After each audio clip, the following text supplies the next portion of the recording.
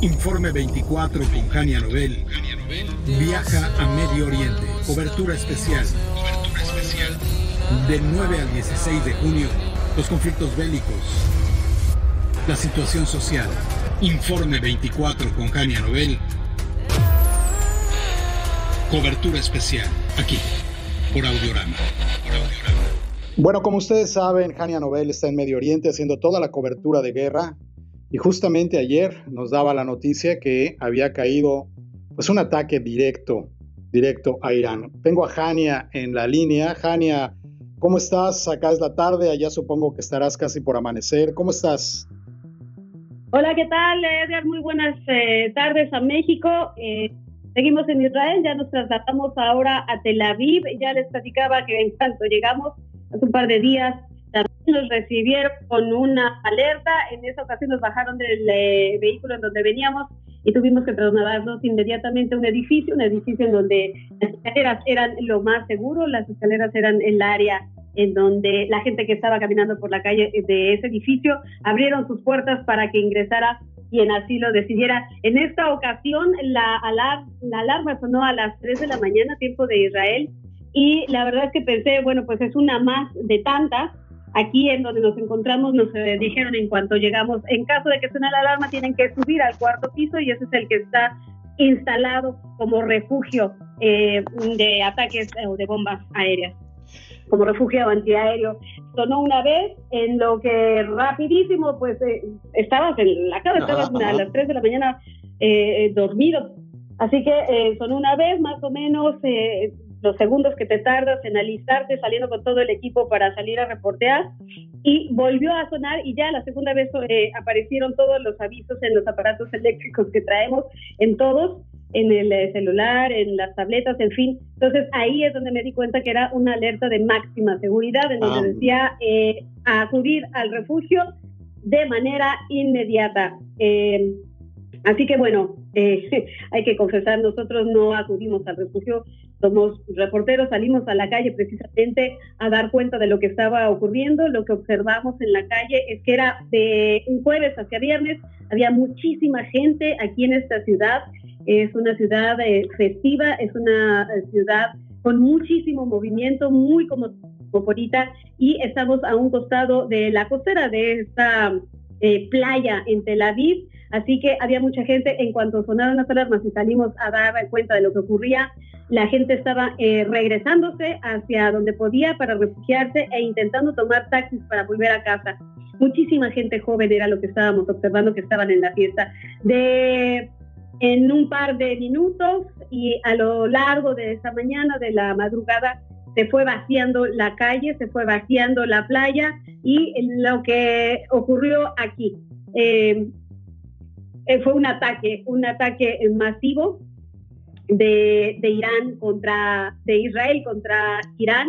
Según los reportes, fueron cerca de 200 aviones y drones israelíes que bombardearon instalaciones nucleares, fábricas de misiles y posiciones militares en varias ciudades iraníes, incluida la capital. El saldo, Edgar, provisional es de al menos 78 muertos, e insisto, es provisional, la información sigue estando en desarrollo, porque los ataques de Israel contra Irán continúan en este momento. Hay 78 muertos de manera provisional, más de 300 heridos entre las víctimas. Israel asegura haber eliminado varios altos mandos iraníes, incluidos los generales al-Zaheri y Hossein Saleh. Estos no nos digan nada, pero van a sonar y sonar, porque son personas estratégicamente con altos mandos en el ejército. Son personas blancos del ejército, de las fuerzas de defensa israelíes específicamente, que estaban siguiéndolo. Y aquí hay un dato particular que me gustaría destacar. Sí, por favor. Fue una operación preventiva de Israel, pero planeada durante meses. Israel tenía agentes del Mossad infiltrados en Irán desde hace tiempo para detectar específicamente cuáles iban a ser los blancos que querían atacar y de manera quirúrgica darles en el blanco precisamente, así como estas instalaciones nucleares, bases militares, pero también edificios de civiles en donde los civiles, Israel asegura que estaban los altos mandos militares, aunque pues ya estaremos dando cuenta también de las cifras que da, porque hay decenas de civiles heridos, muchos de ellos mujeres y niños. Uno de los blancos más afectados fue la planta de enriquecimiento de uranio, que es considerada clave en este programa nuclear iraní. ¿Qué ocurre en los medios? Aquí inmediatamente salió el primer ministro Benjamin Netanyahu en las redes a ofrecer un mensaje, pero también en la televisión a nivel nacional, para decir que era un ataque preventivo y que la población estuviera en sus hogares, en los refugios o cerca de los mismos. Se cerraron todas las actividades, no hubo trabajo más que las labores esenciales. También se cerraron las clases, se suspendieron las clases, se suspendió el espacio aéreo, se cancelaron todos los vuelos del aeropuerto Ben Gurión, y en respuesta Irán lanzó más de 100 drones contra este territorio, contra el Estado israelí, pero todos fueron interceptados según fuentes oficiales. Sin embargo, a partir de las 3 de la mañana se pidió a la población que no saliera de sus casas, así que hubo una tensión larguísima de cerca de 10 horas en donde prácticamente se veía vacío todo. Se suspendieron también las actividades y reuniones masivas, grupales, y con esto te quiero decir que estaba programado un gran festival, un enorme festival que se lleva a cabo todos los años en muchos países del mundo, y me refiero al orgullo gay. Había una programación masiva en la costa, en la playa, en la costera de Tel Aviv, y se canceló. Así que bueno, vimos por mucho tiempo las calles y la playa, que un día antes estaba repleta de gente, claro, hoy la vimos vacía. Después de estas 10 horas, cerca de la 1 de la tarde, aquí en Tel Aviv, comenzó a salir la gente de poco en poco, pero ya cuando caiga el sol será el Shabbat, y entonces de nueva cuenta todo estará cerrado aquí en Israel.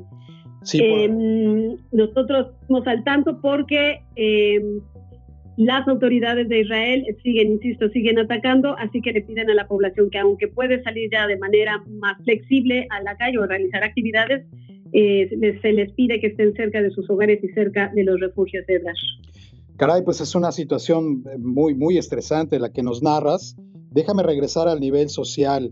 ¿Qué está pasando con el abasto, con los alimentos? Desde luego que hay una alerta, y la alerta también es: no solamente vamos a atacar, sino es posible que seamos blanco también de Irán. Sabemos que Irán tiene fuerte armamento, y que la reacción vendrá inminentemente, vendrá la reacción, y quizá sea sobre Tel Aviv en directo. Pues mira, lo que observé en la mañana, con la poca gente que alcancé a ver, que salieron a hacer actividades, por ejemplo, sale mucha gente a correr, no había tanta, y otras personas sí las veía con algunas cosas que habían ido a abastecerse a las tiendas de barrio. No vi que corrieron de manera masiva a abastecerse como si fueran a quedarse muchísimo tiempo en el refugio. No lo vi. Suponemos que la gente ya está preparada para tal, que ya tienen las medidas de emergencia para estar en los refugios y resistir ahí el tiempo que indiquen las autoridades. Lo que sí te puedo decir es que en el norte de este país, en la frontera con el Líbano, que son los Altos del Golán, también estuvimos ya dando el reporte desde ahí. Ahí, sí, en esta zona que hace frontera con Líbano, sí hay toque de queda, aún no se levanta, y esto porque, bueno, también esperaban la respuesta del Hezbollah, que es otra parte de los ataques que también han venido presentándose en este territorio, Edgar. La cobertura internacional con tus colegas ahí, reporteros de guerra, ¿es amplia o hay poca prensa internacional? Bueno, pues aquí hay una comitiva de periodistas mexicanos.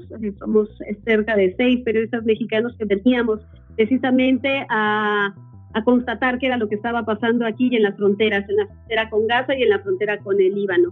Y también, bueno, en la zona de Cisjordania. Nosotros nos encontramos aquí ya desde hace un par de días, en donde ustedes han hecho los reportes del día a día.